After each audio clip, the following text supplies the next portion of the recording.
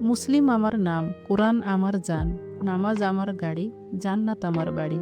আল্লাহ আমার রব, নবী আমার সব, ইসলাম আমার ধর্ম, এবাদত আমার কর্ম।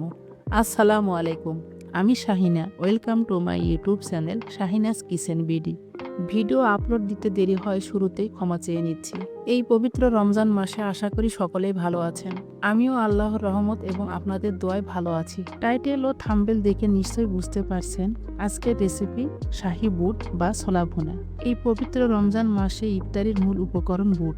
আর এই বুট আমি কিভাবে হাতে মেখে রান্না করেছি তা আপনাদের দেখিয়ে দিব।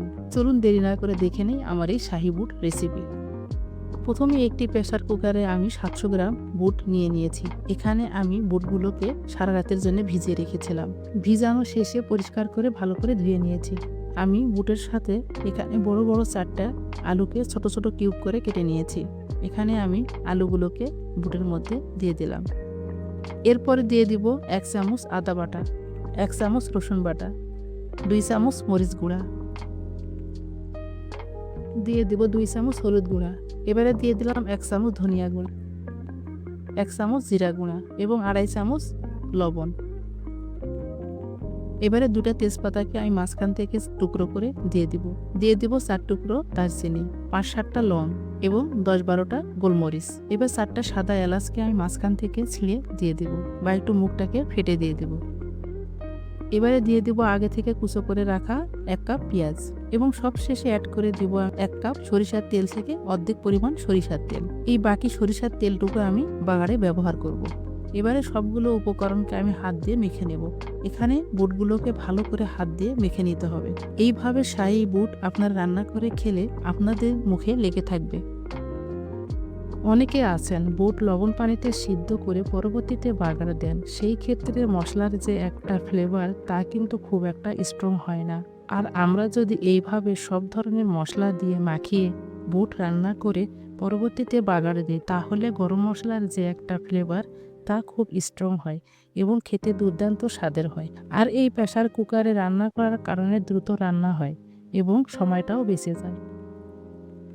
ভিডিওটি ভালো লাগলে চ্যানেলটি সাবস্ক্রাইব করে পাশে থাকা বেল আইকনটি অন করে রাখবেন। এতে করে আমার নিত্য নতুন ভিডিও আপনারা সহজেই পেয়ে যাবেন। রমজান মাসে ব্যস্ততা একটু বেশিই থাকে, তাই আমার এই রেসিপি ফলো করে খুব সহজেই অল্প সময়ে এই শাহী বুট রান্না করে নিতে পারেন। একবার রান্না করে খেয়েই দেখুন কতটা টেস্ট হয়। ফ্যামিলির সবাই আপনার ফ্যান হয়ে যাবে। সবগুলো মশলা এবং বুট ভালো করে মাখানো হয়ে গেলে আমি 1 কাপ পানি এখানে দিয়ে দেব। যেহেতু আমি বুটটাকে প্রেসার কুকারে রান্না করব, সেহেতু পানি এখানে আমি ব্যবহার বেশি করব না। এখানে আমি 1 কাপ পানি দিয়ে ভালো করে ঘুরিয়ে ঘুরিয়ে মশলাগুলোকে একসঙ্গে মিশিয়ে আমি প্রেসার কুকারের লকটা লাগিয়ে চুলায় বসিয়ে দেব।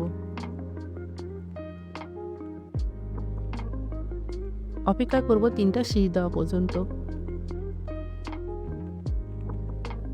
3টা সিটি দেওয়ার পরে ফিরে আসলাম।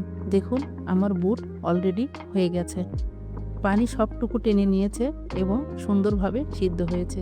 এবার চুলায় একটি ফ্রাই প্যান বসিয়ে বাকি তেলগুলো দিয়ে দিব এবং দিয়ে দেবো 1/2 কাপ পেঁয়াজ কুচো। এবারে খুব ভালো করে পেঁয়াজগুলোকে ভেজে নিব। পেঁয়াজগুলো খুব ভালো করে ভাজা পর্যন্ত এগুলোকে নেড়ে চেড়ে ভেজে নিতে হবে। এমন করে ভাজতে হবে পেঁয়াজের বেরেস্তার যে কালার হয় ঠিক সেই কালারে। দেখুন আমার পেঁয়াজগুলো কত সুন্দর কালার হয়েছে। পেঁয়াজ বেরেস্তা হলে এই পর্যায়ে তুলে নিতে হতো, আমি এখানে তুলে নিব না। একদম গোল্ডেন ব্রাউন করে পেঁয়াজগুলোকে ভেজে দেব। পেঁয়াজগুলো ভাজা হয়ে গেলে এখানে আমি আগে থেকে রান্না করা বুটগুলো দিয়ে দিব। কড়া করে পেঁয়াজটা ভাজার কারণে এখানে একদম ফ্লেভারটা আসবে শাহী ফ্লেভার এবং মনে হবে পেঁয়াজ বেরেস্তা দিয়েই আমি বুটটাকে রান্না করেছি। এভাবে আমি কষিয়ে কষিয়ে এখন এই তেলের সঙ্গে এবং পেঁয়াজের সাথে বুটটাকে ভুনা করে নেব। এই পর্যায়ে এত সুন্দর একটা ফ্লেভার বের হবে, আপনারা এভাবে রান্না না করলে বুঝবেন না। এভাবে বেশি করে বুট রান্না করে আপনারা 1 সপ্তাহের জন্য ফ্রিজে রেখে খেতে পারেন। এভাবে আমি খুন্তি দিয়ে কুচিয়ে কুচিয়ে বুটটাকে কষিয়ে নিব।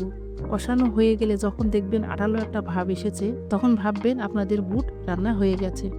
সব শেষে আমি দিয়ে দেব ধনেপাতা কুচি। এখানে আমি দেশি ধনেপাতা কুচিটা ব্যবহার করেছি, এর ফলে আরও সুন্দর একটা ফ্লেভার বের হয়েছে। আপনারা আমার রান্না করা বুটটা দেখে নিশ্চয়ই বুঝতে পারছেন কতটা লোভনীয় এবং কতটা স্বাদ হয়েছে। এবারে এই শাহী বুট আমি আপনাদেরকে একটা বাটিতে পরিবেশন করে দেখিয়ে দিচ্ছি। এইভাবে হাতে মাখা বুট আপনারা অবশ্যই বাসায় রান্না করবেন। আমার এই রেসিপি কেমন লাগলো কমেন্ট করে জানাবেন। ভিডিও ভালো লাগলে লাইক কমেন্ট করতে ভুলবেন না এবং পরিবার পরিজনের কাছে শেয়ার করে দিবেন। আজকের মতো এখানেই বিদায় নিচ্ছি। দেখা হবে পরবর্তী কোনো ভিডিওতে। আসসালামু আলাইকুম।